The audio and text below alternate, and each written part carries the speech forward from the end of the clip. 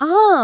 అద్దంలో చూసుకున్నప్పుడు మనకు కనిపించేది కేవలం ఒక ప్రశాంతమైన చర్మం మాత్రమే అని అనుకుంటాం గదా!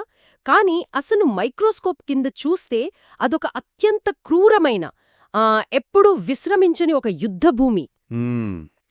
అవును. బేసిక్‌గా మనం బయటికి చూసేంత ప్రశాంతంగా లోపలుండదు. కరెక్ట్. అంటే సాధారణంగా ఒక ఎముక విరిగితే ఎక్స్‌రే తీయగానే అందులో విరిగిన భాగం ఒక స్పష్టమైన గీతలా కనిపిస్తుంది.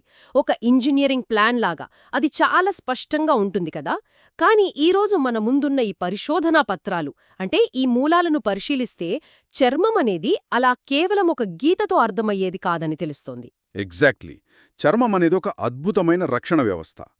బయటి ప్రపంచానికి, అలాగే మన శరీర అంతర్గత అవయవాలకు మధ్య ఉన్న ఒక సజీవమైన సరిహద్దు రేఖ అని చెప్పొచ్చు. హ్మ్.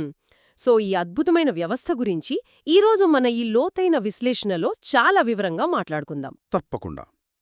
అంటే కేవలం ఒక కవచంలా కాకుండా చర్మం అనేది రోగనిరోధక కణాలకు స్థావరం, అలాగే నిరంతరం జరిగే మరమ్మతుల వేదిక అని ఈనాటి మన విశ్లేషణలో స్పష్టంగా అర్థమవుతుంది. రైట్. ముందుగా అసలు ఈ చర్మం ఎలా నిర్మితమైంది అనే దాంతో మొదలు పెడదాం. నేనీ మూలాలను చదువుతున్నప్పుడు ఒక ఆసక్తికరమైన విషయం కనిపించింది. మన చర్మంలో పహారా కాసే కణాలున్నాయని, వాటిని లాంగర్హాన్ కణాలంటాలని ఇందులో ఉంది. అవును, లాంగర్హాన్ సెల్స్. ఇవి చాలా ఇంట్రెస్టింగ్ కణాలు. ఇవి చేతిలో టెన్నిస్ రాకెట్లు పట్టుకుని తిరిగే ఒక సెక్యూరిటీ గార్డులాగా పనిచేస్తాయట కదా!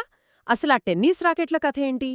ఆ ఆ టెన్నిస్ ర్యాకెట్ల నిర్మాణం నిజంగానే చాలా ఆశ్చర్యంగా ఉంటుంది. బేసిక్గా ఈ లాంగర్హాన్ కణాలనేవి మన చర్మంలో ఉండే డెండ్రిటిక్ కణాలు. అంటే ఇవి ప్రొఫెషనల్ యాంటిజెన్ ప్రెజెంటింగ్ కణాలుగా పనిచేస్తాయన్నమాట. హ్మ్. ప్రొఫెషనల్ యాంటిజెన్ ప్రెజెంటింగ్ కణాలు అంటే? వెంటనే దాన్ని పట్టుకుని తీసుకువెళ్లి మన రోగనిరోధక వ్యవస్థకు పరిచయం చేస్తాయి. ఇవి మైలాయిడ్ కణాల కుటుంబం నుండి పుడతాయి. ఇక మీరడిగిన ఆ టెన్నిస్ రాకెట్ల విషయానికొస్తే, మైక్రోస్కోప్లో చూసినప్పుడు ఈ కణాల లోపల ఆ రాకెట్ ఆకారంలో ఉండే బిర్బెక్ గ్రాన్యూల్స్ అనేవి స్పష్టంగా కనిపిస్తాయి. ఓహో! బిర్బెక్ గ్రాన్యూల్స్. అంటే ఆ రాకెట్లు కేవలం వాటి ఆకారం కాదు, బేసిగ్గా అవే వాటి ఆయుధాలన్మాట. కరెక్ట్. ఈ గ్రాన్యూల్స్ ద్వారానే అవి బయట నుండి వచ్చే ప్రమాదాలను ప్రాసెస్ చేస్తాయి. వావ్! ఇక ఈ చర్మ నిర్మాణంలో మరొక ముఖ్యమైన అంశం రంగు. లేదా మెలనిన్. ఆల్బినిజం అనే సమస్య గురించి ఇందులో వివరంగా ఉంది కదా? అవును, యాక్యులాక్యుటేనియస్ ఆల్బినిజం. ఇది ఒక ఆటోసోమల్ రెసెసివ్ జన్యుపరమైన లోపం. మ్మ్. అంటే తల్లిదండ్రుల ఇద్దరి నుండి ఆ లోపమున్న జన్యువులు వస్తేనే ఇది సంభవిస్తుంది కదా? కానీ ఇందులో నన్ను ఆశ్చర్యపరిచిన విషయమేమిటంటే, మెలనిన్ లేకపోవడం వల్ల కేవలం చర్మం, జుట్టు తెలుపు రంగులోకి మారడమే కాకుండా కంటి చూపు కూడా మందగిస్తుందనుంది. అసలు చర్మానికి కంటిచూపుకు సంబంధమేమిటి? ఇక్కడే అసలైన జీవశాస్త్ర రహస్యం దాగి ఉంది. అంటే మెలనిన్ అనేది కేవలం రంగునిచ్చే పదార్థం మాత్రమే కాదు. పిండం ఎదుగుతున్న దశలో కంటిలోని నరాలు సరైన మార్గంలో పెరగడానికి మెలనిన్ ఒక గైడ్లాగా పనిచేస్తోంది. ఓకే, ఒక గైడ్ లాగా. అవును. ఈ ఆల్బినిజంలో టైరోసినేజ్ అనే ఎంజైమ్ సరిగ్గా పనిచేయదు. అసలు ఈ ఎంజైమే మెలనిన్ను ఉత్పత్తి చేసే ఫ్యాక్టరీ. రైట్. ఆ ఫ్యాక్టరీ పనిచేయకపోతే మెలనిన్ ఉండదు. ఎగ్జాక్ట్లీ. అది లేకపోవడం వల్ల కంటిలో కాంతిని గ్రహించే ఫోవియా, అలాగే మెదడుకు సంకేతాలు పంపే ఆప్టిక్ నెర్వ్ ఫైబర్లు సరిగ్గా అభివృద్ధి చెందవు. అందుకే వీరిలో కంటిచూపు తగ్గడమే కాకుండా కనుగుడ్లు అదుపు లేకుండా పదే పదే కదులుతుంటాయి.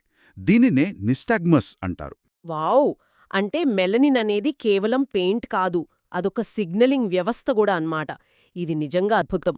ఇక నిర్మాణంలో ఇంకో శత్రువు సూర్యరశ్మి. వయసు పెరిగే కొద్దీ చర్మంలో వచ్చే మార్పుల గురించి చదువుతుంటే ఆ ఫోటో ఏజింగ్ అనే పదం కనిపించింది. Photo ageing. అవును. అల్ట్రావయలెట్ కిరణాల్లో మన చర్మం మీద పడినప్పుడు అది వృద్ధాప్య ఛాయలను ఎలా వేగవంతం చేస్తుందన్నది చాలా భయంకరంగా ఉంది. నిజమే. సూర్యు నుండి వచ్చే కిరణాల్లో చాలా రకాలుంటాయి. కానీ ఈ యూవీఏ కిరణాలు చర్మంలోకి చాలా లోతుగా చొచ్చుకుపోతాయి. వాటి వల్ల ఎపిడెర్మల్ ఎట్రోఫీ వస్తుంది. ఎపిడెర్మల్ ఎట్రోఫీ అంటే చర్మం పైపొర పల్చబట్టం కదా? కరెక్ట్. మన చర్మం పైపొర అంటే ఎపిడెర్మిస్, అలాగే కింది పొర డర్మిస్ విడిపోకుండా ఉండటానికి ఒక జిప్పర్ పళ్లలాగా రేటే రెడ్జెస్ అనే నిర్మాణాలు అతుక్కునుంటాయి. ఈ యూవీఏ కిరణాల దెబ్బకు ఆ రెడ్జెస్ అన్నీ చదునుగా మారిపోతాయి. ఓహో, ఆ జిప్పర్ పాడవుతోందన్నమాట. అవును. అంతేకాదు, చర్మానికి బలాన్ని, అలాగే సాగే గుణాన్నిచ్చే కొల్లాజన్, ఎలాస్టిన్ ప్రోటీన్లను తయారుచేసే ఫైబ్రిల్ ఉత్పత్తి తగ్గిపోయి ఉన్న కొల్లాజన్ కూడా వేగంగా క్షీణిస్తుంది. సరే, దీని కొంచెం వివరంగా చూద్దాం. ఇది ఎలా ఉందంటే, ఒక భవనం యొక్క పునాదిలోని సిమెంట్ మరియు ఇనుము రెండూ ఒకేసారి కరిగిపోవడం లాంటిదన్నమాట. ఎగ్జాక్ట్లీ. భవనం కూలిపోయినట్లే చర్మం ముడతలు పడుతోంది. రైట్. సరే, ఇప్పుడు ఈ కవచం దెబ్బతిన్నప్పుడు అంటే ఏదైనా గాయమైనప్పుడు ఈ మరమ్మతులు ఎలా జరుగుతాయన్నది ఇంకో పెద్ద అద్భుతం. దెబ్బ తగిలినప్పుడు కెరాటినోసైట్స్ అనే కణాలు వెంటనే రంగంలోకి దిగుతాయని తెలుసుకున్నాను. అవును, గాయం కాగానే చర్మం కింద ఉండే స్ట్రాటమ్ బేసిలే పొర నుండి ఈ కెరాటినోసైట్స్ మేల్కొంటాయి. గాయం అంచుల నుండి అవి లోపలికి వలసరావడం మొదలుపెడతాయి. కొత్త పొరను ఏర్పరుస్తాయి కదా, దీన్నే రీ-ఎపిథీలియలైజేషన్ అంటారు. కరెక్ట్. ఇక్కడ కణాలు పెరిగే తీరు చాలా ఆసక్తికరంగా ఉంటుంది. అవును, ఇక్కడే అసలు ఆసక్తికరమైన విషయం దాగి ఉందనుకుంటా. ఈ కణాలు గాయాన్ని మూసివేయడానికి ఎంత అద్భుతంగా ఆగిపోతాయంటే ఆ ప్రక్రియను కాంటాక్ట్ ఇన్హిబిషన్ అంటారు. అవును. దీన్ని బేసిక్గా నేను అమ్యూజ్మెంట్ పార్క్లో బంపర్ కార్లతో పోల్చుకుంటాను. ఆ బంపర్ కార్లు ఒకదానికొకటి గుద్దుకోగానే ఎలా ఆగిపోతాయో, ఈ కణాలు కూడా ఎదురుగా వస్తున్న మరో కణాన్ని తాకగానే వాటి ఎదుగుదల ఆటోమేటిక్గా ఆగిపోతుంది.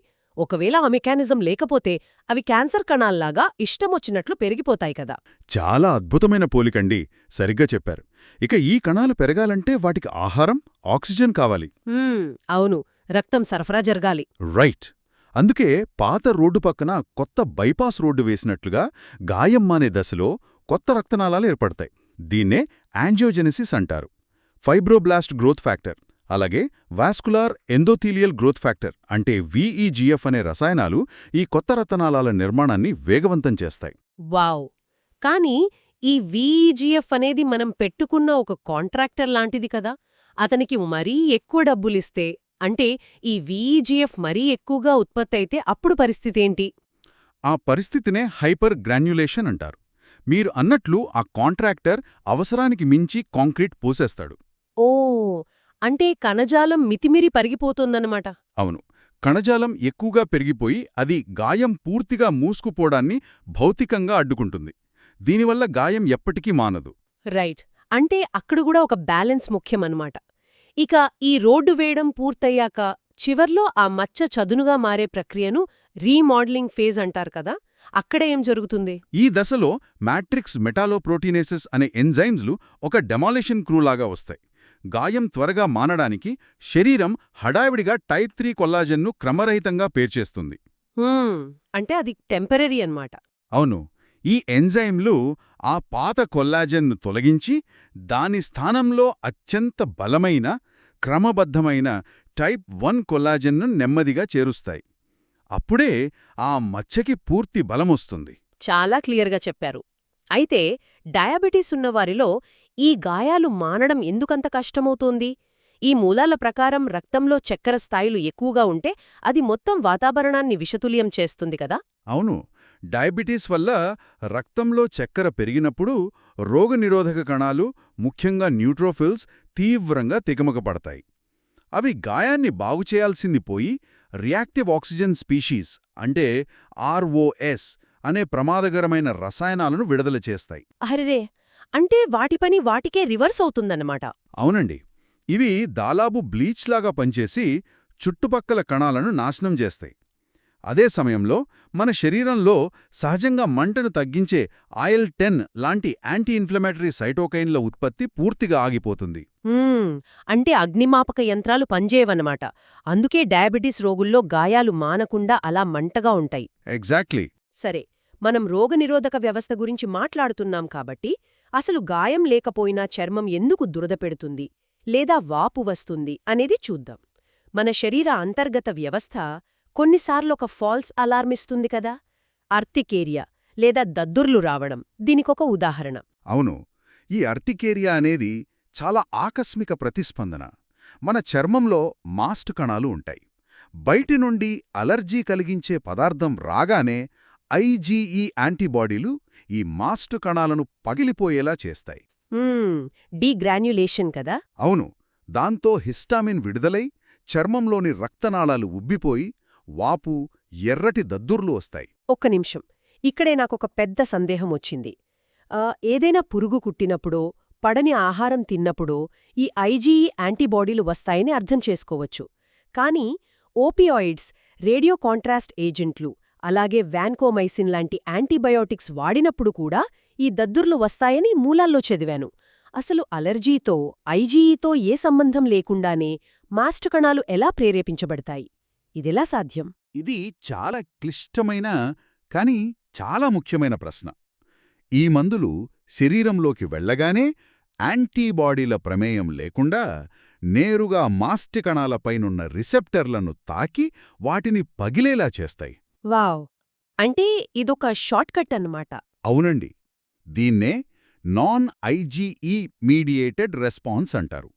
దీనివల్ల కూడా విపరీతమైన దురద, బ్రాంకోస్పాజం అంటే ఊపిరితిత్తుల కండరాలు బిగుసుకుపోవడం లాంటి లక్షణాలు వస్తాయి. అంటే మన రక్షణ వ్యవస్థను ఏమార్చడానికి ఎన్ని దారులున్నాయో కదా!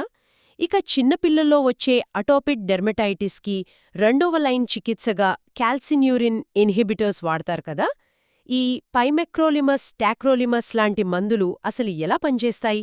దీన్ని కాస్త విస్తృత కోణంలో చూద్దామా? తప్పకుండా. దీన్ని విస్తృత కోణంలో చూస్తే మన రోగనిరోధక వ్యవస్థలో టీ కణాలు అనేవి సైన్యాధ్యక్షుల్లాంటివి. అవి IL-2 అనే సైటోకైన్ను ఉత్పత్తి చేసి ఇతర కణాలకు దాడి చేయమని సిగ్నల్ ఇస్తాయి. ఓకే. ఈ కాల్సిన్యూరిన్ ఇన్హిబిటర్స్ వెళ్లి ఆ టీ కణాల సిగ్నలింగ్ను, ముఖ్యంగా ఆ IL-2 ఉత్పత్తిని అడ్డుకుంటాయి. కమాండర్ నుండి ఆర్డర్ లేకపోవడంతో ఆటోమేటిక్గా ఇన్ఫ్లమేషన్ అంటే మంట, వాపు ఆగిపోతాయి. భలే మెకానిజం ఇది. కమాండర్ని ఆపేస్తే సైన్యం ఆగిపోతుంది. అలాగే చిన్నపిల్లల్లో వచ్చే డైపర్ డర్మటైటిస్ అనేది ఇంకో రకమైన ఇన్ఫ్లమేషన్. మలంలోని బ్యాక్టీరియా వల్ల చర్మం యొక్క pH మారిపోయి చర్మం కాలిపోయినట్లు అవుతుంది. దీనికి సింపుల్ పరిష్కారం మూత్రం, మలం నేరుగా చర్మానికి తగలకుండా ఒక అడ్డుగోడలా పనిచేసే బ్యారియర్ ఆయింట్మెంట్ రాయడమే. అవును, ఇక్కడ మనం రోగనిరోధక వ్యవస్థను ఆపటం లేదు, కేవలం మన బాహ్య కవచాన్ని బయటి నుండి రక్షిస్తున్నాం. రైట్. ఇంతవరకు మన సొంత వ్యవస్థల ఫాల్స్ అలారమ్స్ చూశాం. కానీ బయటి నుండి వచ్చే సూక్ష్మక్రిములతో జరిగే యుద్ధం అసలైన భయానక కథ. అవును, ముఖ్యంగా వైరస్లు, బ్యాక్టీరియాలు. ముందుగా బ్యాక్టీరియాల దాడులు చూద్దాం. స్టెఫ్లోకాకస్ ఆరియస్ వల్ల చిన్నపిల్లల్లో వచ్చే SSSS అంటే స్టెఫ్లోకాకల్ స్కాల్డెడ్ స్కిన్ సిండ్రోమ్ గురించి చదువుతుంటేనే నాకు వణుకు పుట్టింది. అది నిజంగా చాలా తీవ్రమైన పరిస్థితి. ఈ బ్యాక్టీరియా మన చర్మంలోకి ప్రవేశించాక ఎక్సోటాక్సిన్స్ అనే రసాయనాలను విడుదల చేస్తుంది. ఇవి కత్తెరల్లాగా పనిచేసి చర్మకణాలను ఒకదానికొకటి అతుక్కునేలా చేసే డెస్మోగ్లీన్ అనే ప్రోటీన్ను కత్తిరిస్తాయి. వావ్! అంటే కణాల మధ్య ఉండే గ్లూని నాశనం చేస్తాయన్నమాట. దాంతో చర్మం మీద బొబ్బలు వచ్చి చిన్న స్పర్శకే చర్మం పైపొరలు ఊడిపోతాయి. దీన్నే నికోల్స్కీ సైన్ అంటారు కదా! అయితే ఇక్కడ నాకు ఆశ్చర్యం కలిగించిన విషయమేంటంటే ఈ ఎక్సోటాక్సిన్స్ కేవలం చర్మాన్ని మాత్రమే నాశనం చేస్తాయి కానీ నోరు, కళ్ళు లాంటి మ్యూకస్ పొరలను ఏమీ చేయవట. అవునండి, దానికి కారణముంది. ఆ టాక్సిన్స్ కేవలం చర్మంలో ఉండే ఒక నిర్దిష్ట రకమైన డెస్మోగ్లీన్ను మాత్రమే లక్ష్యంగా చేసుకుంటాయి కాబట్టి మ్యూకస్ పొరలు సురక్షితంగా ఉంటాయి.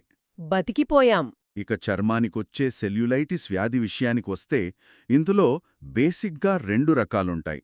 చీములేని నాన్ ప్యూరిలెంట్ సెల్యులైటిస్కి సాధారణంగా గ్రూప్ ఏ స్ట్రెప్టోకాకస్ కారణమైతే, చీముతో కూడిన ప్యూరిలెంట్ సెల్యులైటిస్కి మళ్లీ ఈ ఎస్ ఆరియస్ బ్యాక్టీరియాయే కారణమవుతుంది. ఈ బ్యాక్టీరియాల్లో బాటోనెల్లా హెన్సెలే అనేది ఇంకో వింత. ఇది పిల్లులు రక్కడం ద్వారా వస్తుంది. అందుకే దీన్ని క్యాట్ స్క్రాచ్ డిసీజ్ అంటారు. దీనివల్ల శోషరస గ్రంథులు వాయడం, జ్వరం వస్తాయి కదా! కానీ నాకు సూడోమోనాస్ ఎరిజినోసా బ్యాక్టీరియా గురించి చదివినప్పుడు అది చేసే విధ్వంసం భయంకరంగా అనిపించింది. దీన్ని ఎక్తిమా గ్యాంగ్రినోసం అంటారు కదా! ఖచ్చితంగా. ఇది ఇమ్యూనిటీ బాగా తగ్గిపోయిన వారిలో, ముఖ్యంగా తెల్ల రక్త కణాలు అంటే న్యూట్రోఫిల్స్ లేని వారిలో తీవ్రంగా దాడి చేస్తుంది. ఈ బ్యాక్టీరియా నేరుగా చర్మానికి రక్తం సరఫరా చేసే రక్తనాళాలను లక్ష్యంగా చేసుకుంటుంది. రక్తనాళాల గోడల చుట్టూ చేరి ఎక్సోటాక్సిన్స్ను విడుదల చేసి ఆ రక్తనాళాలను నాశనం చేస్తుంది. అంటే బ్యాక్టీరియా నేరుగా చర్మాన్ని చంపడం లేదు, బేసిక్గా సప్లై లైన్ను కట్ చేస్తోందన్నమాట. దాంతో చర్మానికి ఆక్సిజన్ అందక కణాలు చనిపోయి నల్లగా మారిపోతాయి.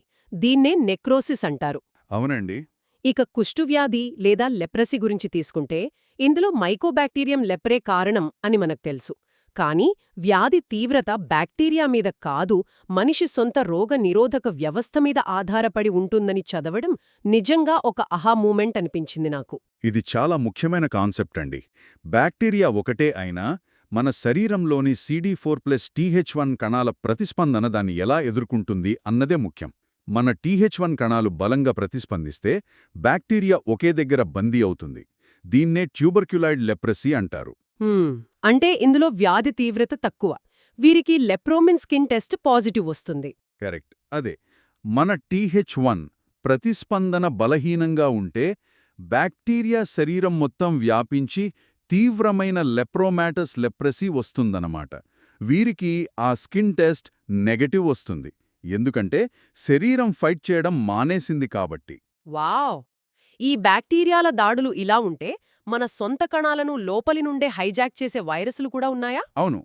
ఉదాహరణకు చిన్నపిల్లల్లో వచ్చే హ్యాండ్ ఫుట్ మౌత్ వ్యాధి, కాక్సాకీ వైరస్ వల్ల పిల్లల నోట్లో, చేతులు, కాళ్ల మీద బాధాకరమైన వెసిక్యులర్ పుండ్లు అంటే నీటి బుడగల్లాంటివి వస్తాయి. అలాగే పెద్దవారిలో వచ్చే హెర్పీస్ జోస్టర్ లేదా షింగిల్స్, అంటే చిన్నప్పుడు చికెన్ పాక్స్ వచ్చినప్పుడు ఆ వారిసెల్లా జోస్టర్ వైరస్ పూర్తిగా చనిపోకుండా మన వెన్నుపాము దగ్గర ఉండే డార్సల్ రూట్ గ్యాంగ్లియాలో దశాబ్దాల పాటు నిద్రపోతూ ఉంటుందని నేను చదివాను. ఇది నిజమేనా? నిజమేనండి. వయస్సు పైబడి రోగనిరోధక శక్తి తగ్గగానే అది మళ్ళీ మేల్కొంటుంది. అది నరాల ద్వారా ప్రయాణించి చర్మంపైకి వస్తుంది. అందుకే ఇది శరీరం మొత్తానికి కాకుండా ఏ నరం గుండా ప్రయాణించిందో ఆ ఒక్క వైపు మాత్రమే దద్దుర్లుగా వస్తుంది. అందుకే దాన్ని యూనిలేట్రల్ అంటారు. అవును. మైక్రోస్కోప్ కింద చూస్తే కణాల కేంద్రకం లోపల ఇంట్రాన్యూక్లియర్ ఇన్క్లూజన్స్, అలాగే బహుళ కేంద్రకాలున్న భారీ కణాలు అంటే మల్టీ న్యూక్లియేటెడ్ జైంట్ సెల్స్ స్పష్టంగా కనిపిస్తాయి. ఈ వ్యాధిలో ఆ దద్దుర్లు తగ్గిపోయినా ఆ నరం డ్యామేజ్ అవడం వల్ల భయంకరమైన నొప్పి మిగిలిపోతుంది కదా. దీన్నే పోస్ట్ హెర్పెటిక్ న్యూరాల్జియా అంటారు. ఇంకో hijacker human papilloma virus HPV. దీనివల్ల చర్మంపై గట్టిపడిన మొటుమల్లాంటి వాట్స్ వస్తాయి. అవును, వెరుకా వల్గారిస్. రైట్. మైక్రోస్కోప్లో చూస్తే ఇది చర్మం పైపొర విపరీతంగా పెరిగినట్లు కనిపిస్తుందట. ఎపిడర్మల్ హైపర్ప్లాసియా అంటారు. అయితే దీనికి ఇమిక్యుమోడ్ అనే క్రీం రాస్తారు కదా, ఆ క్రీం నేరుగా వైరస్ని చంపదు అని విన్నాను. నిజమేనా? కరెక్ట్. అది చంపదు. బేసిక్గా అది మన వ్యవస్థనే ఒక ఆయుధంగా మారుస్తుంది. ఆ క్రీం శరీరంలోని టోల్-లైక్ రిసెప్టర్లను యాక్టివేట్ చేస్తుంది. అవి NF-కాపాబీని ఉత్తేజపరుస్తాయి. దాంతో మన రోగనిరోధక వ్యవస్థే ఆ వైరసున్న అసాధారణ కణాలను అపోప్టోసిస్ అంటే కణాల మరణం ద్వారా చంపేస్తుంది.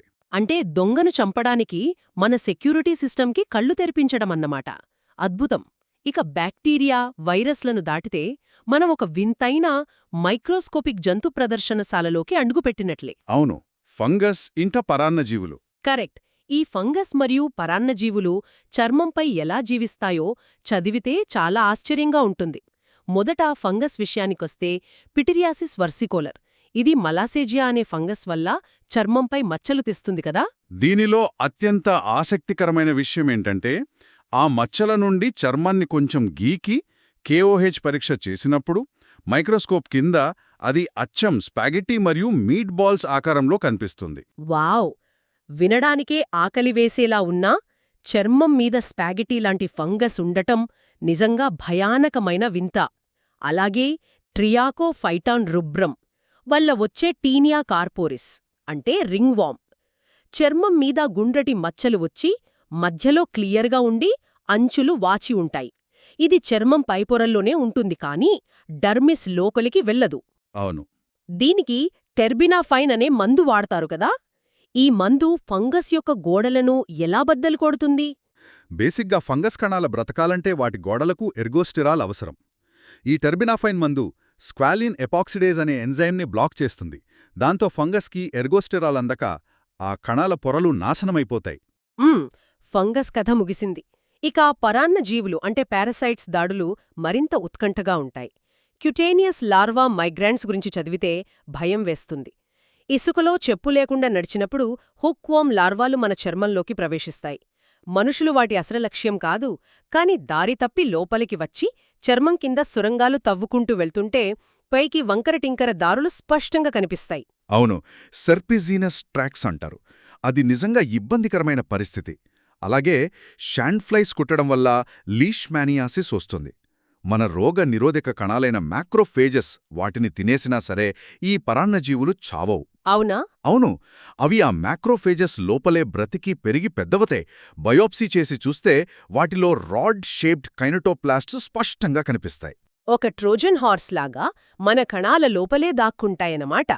ఇక చివరిగా గజ్జి అంటే స్కేబీస్ మరియు తలపేలు.